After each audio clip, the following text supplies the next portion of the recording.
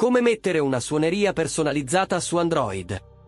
Dal tuo telefono, apri la schermata delle impostazioni. Scorri verso il basso fino alla voce suoni e vibrazione.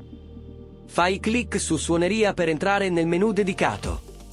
Puoi impostare delle suonerie preinstallate facendo clic qui.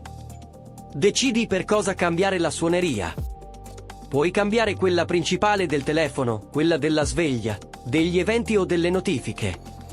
Selezionane una per entrare nel menu, ed una volta all'interno troverai una lista delle suonerie preinstallate.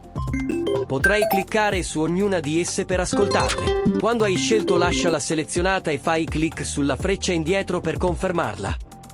Se invece di cliccare su suonerie per installate fai clic su scegli una suoneria, potrai registrare tu stesso una suoneria, oppure selezionarla dai file musicali presenti nel tuo telefono.